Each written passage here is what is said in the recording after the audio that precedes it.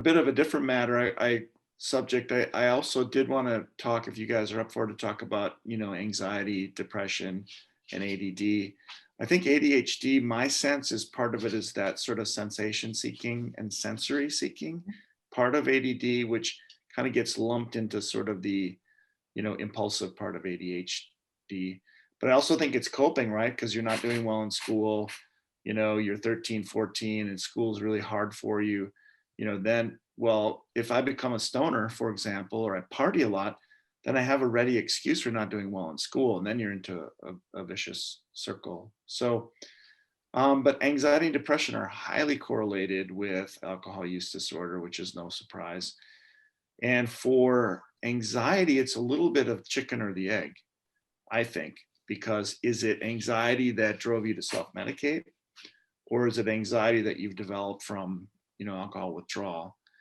Um, I think and for me, yeah, it started out the first where there was so much anxiety and stress that alcohol helped alleviate that. But then right, it started to actually cause anxiety. The exactly. combination of mixing, these medications that were there to help me with alcohol, I Yeah, started to have these crippling panic attacks where I was worse off than when I started. right, right. So Yeah, and that's the nature of the beast, right? I mean, because alcohol works great for everybody when they first start, and for those people who mhm. can keep it, you know, to no more than four at a time and no more than one or two a day, it's great. It still works for them. But I think the language I always use, it's gonna jump up and it's great in the beginning. It's gonna jump up and bite you in the, I'll say, butt. It's like a scorpion's tail. Yeah, Yeah.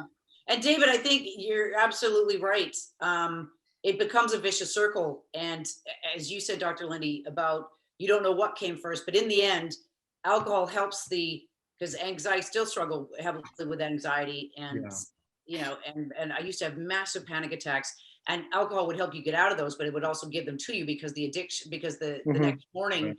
you're low and you're feeling low, and it's that Yeah, depression. And so you go round and round and round, and it's that, okay, it's 4 o'clock. I waited long enough. Now a couple drinks. Oh, relief. Everything goes away. Then the next day, woke up, hangover. Oh my God, I'm depressed again. And everything looks so much worse. So yeah. it does go round and round. So yeah, and I would say my emotional stuff came first before I found that alcohol worked. Mhm.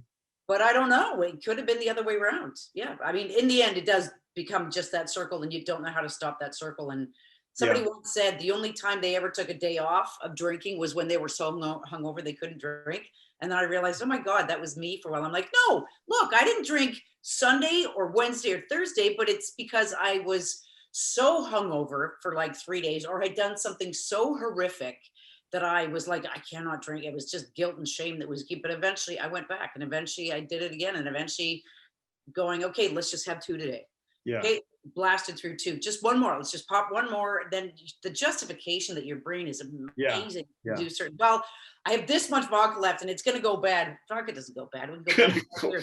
And I got this much soda, and I'm going to throw this out. So I might as well just put them together. And there's your third one. And then all of a sudden, it's And then by the end, you don't even care about the excuses anymore. You're 5 and 6 in, and you're just going for it. So, but yeah, I found it very interesting that when I finally did get 5 or 6 days without alcohol through the Sinclair method, I didn't realize how good your sleep could be. I didn't realize that this is what normal Right. life felt like, because I'd been so either drunk or hungover for so long that I was like, I don't ever want to go back there. I don't want to do that again. Yeah. And thank God I don't anymore. Not like that. Mhm.